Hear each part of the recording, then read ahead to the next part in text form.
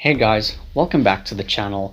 Today I'm going to be doing a retrospective on the first 3 seasons of True Detective. True Detective is an anthology crime drama series created by Nick Pizzolatto and produced by HBO. It is currently airing its 4th season, which is set to conclude on the 18th of February. So I decided to cover the first 3 seasons in a separate video in the meantime. The show follows an anthology format, meaning that each season tells its own self-contained story, with its own cast, its own characters, and its own setting. And each season typically features 2 or more detectives investigating a murder or a disappearance. Now, I binged the first 3 seasons in the last few months of 2023, and I have to say, the show isn't quite as consistent as I hoped it would be. You know, for every great season, there's a not so great season. I guess it's because the first season was intended to be a mini-series, and honestly, I think the show's legacy would have been better off for it. You know, season 1 is legendary television, season 2 is rather mediocre, season 3 is pretty solid, and the current season, season 4, is arguably the worst of the series, at least so far. So with all that in mind, let's jump straight into season 1.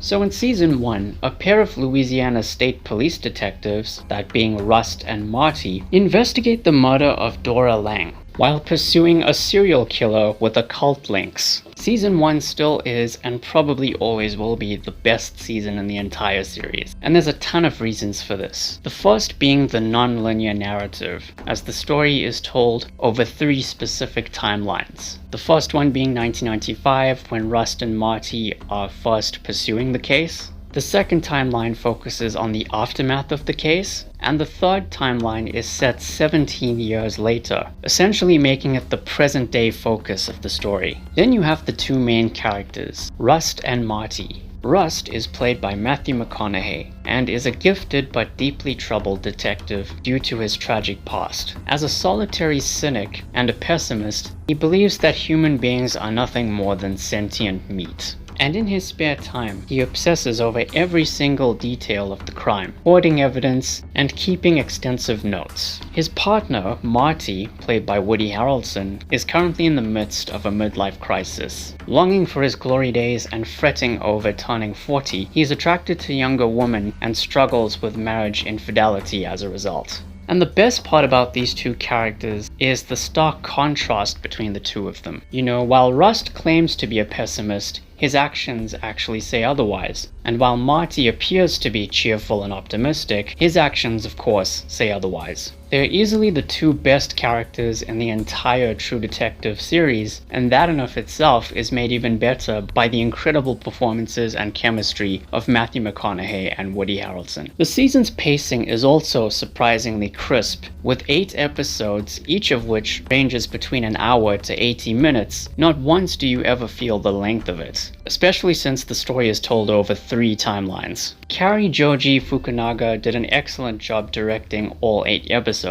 Whether it's sweeping shots of specific locations, or the way he transitions between scenes, or even his style of action, the guy is a natural talent. I mean, this is the same person who directed No Time to Die after all. The season was also very thematic. You know, it dabbles in philosophical pessimism, masculinity, Christianity, and it's all blended together so seamlessly. And as the icing on the cake, the ending to the season was perfect. The reveal of the identity of the killer, the big climax, and just the resolution to the whole story. I thought it was fantastic. The only gripe I have with season 1 is that a lot of the side characters, for the most part, are pretty one-note. But that's a very small issue. So overall, this is easily one of the best debut seasons in the history of television as far as I'm concerned. So for that, I'm gonna give it a 9 out of 10.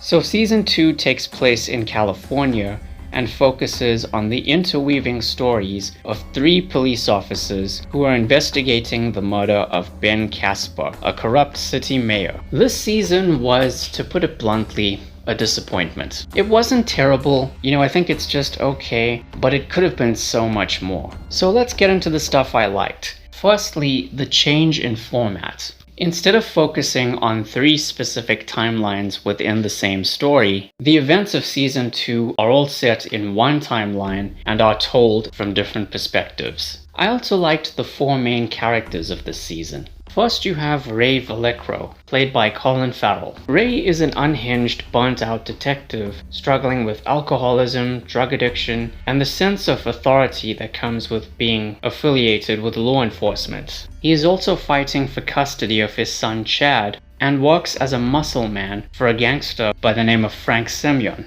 Annie Bezarides is played by Rachel McAdams. As a cop, she believes her job to be a virtuous plastering for her personal downfalls, such as her failed marriage. She tries to be a motherly figure towards her sister and is very, very suspicious of the world around her, especially in a male-dominated work environment. Paul Woodrue, played by Taylor Keach, is a motorcycle cop who is put on administrative leave after an unfortunate incident early on. And he has his own case of personal demons, such as his estranged relationship with his mother and PTSD from his experiences as a veteran. And lastly, there's Frank Semyon, played by Vince Vaughn. Frank is a career criminal and entrepreneur who plans to legitimize his business by starting a rail project with Ben Casper, but when Casper is murdered, Frank loses all of his money, which prompts him to start his own little investigation. Now, even though Nick Pizzolatto returned as the showrunner, Cary Joji Fukunaga did not, resulting in various directors taking the helm of each episode.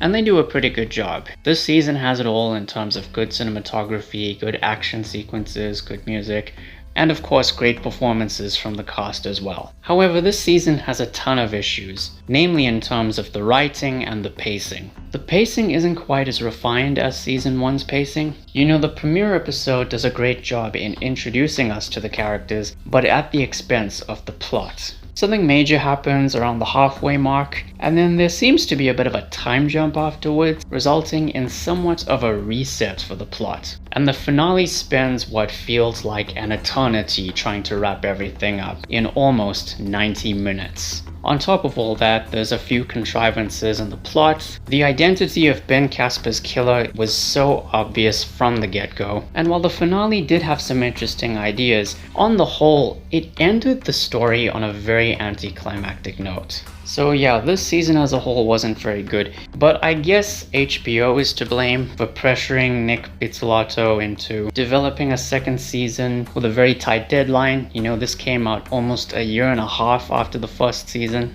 And it made me glad that they took their time with Season 3. So, Season 2, overall, very disappointing, but it has its few moments here and there. So I'm gonna give it a 6 out of 10.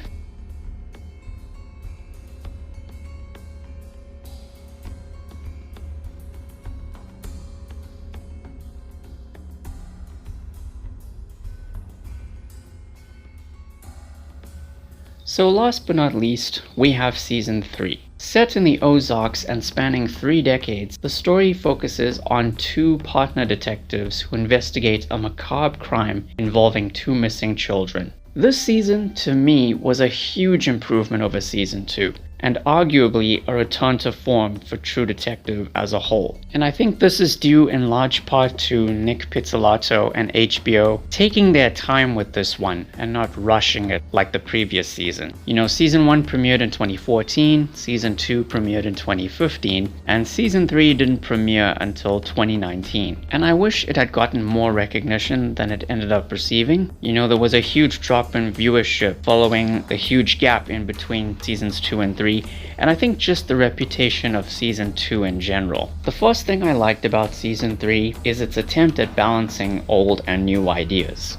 Just like Season 1, it takes place over 3 specific timelines and focuses on 2 detectives who worked on a case together decades ago, only for that case to come back and haunt them in the present. And while it uses this format as a foundation for the story, it very slowly morphs into its own entity, considering it's telling its own story with its own characters and its own intricate themes. The two detectives investigating the case are Wayne Hayes and Roland West. Wayne Hayes, played by Mahershala Ali, is an able pathfinder due to his experiences as a former Vietnam vet, and is generally the good cop between him and Roland due to his calm and peaceful nature. He also suffers from a form of memory loss, which is a quintessential part of the story, considering in the present he is elderly, retired, and is being interviewed about the case. Roland West, played by Stephen Dorff, is Wayne's partner. Roland is also a Vietnam vet, much like Wayne, although he tends to be more of the bad cop between the two, being more aggressive and often resorting to violence. Not only do these two actors have such excellent chemistry together, but these are arguably among the best performances of their careers. Thematically, this season deals with tragedy, loss, and memory in particular, which is something that affects how we perceive critical points in our lives. And then you have the ending. Whereas Season 1's ending was universally acclaimed and Season 2's ending was received rather poorly, Season 3's ending is very divisive, mainly due to its ambiguity. It leaves a lot of things open to interpretation, which some people could appreciate, but its lack of closure in certain areas could also frustrate viewers. Personally, I was happy with the way this ending turned out, and I think it'll have people debating for years. My only pet peeve with Season 3 is its pacing. Most of the episodes are about an hour long, and around the halfway mark, the story tends to drag a bit. But other than that, everything else about Season 3 is fantastic, and to this day, I consider it to be the best season since Season 1. So I'm gonna give it a 9 out of 10.